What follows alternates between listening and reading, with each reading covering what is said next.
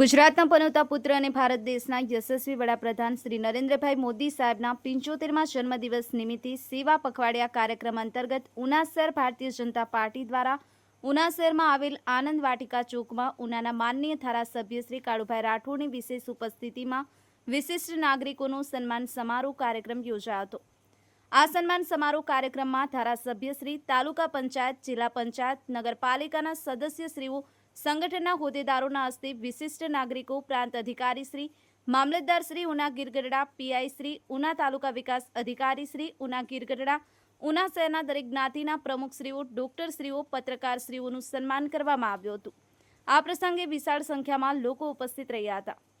Chauhan Jayantikumar, the mirror news, Una. નમસ્કાર મિત્રો, હું ફિરોઝ ઈરાની આજે તમને એક નવી વાત કરવા આવ્યો છું।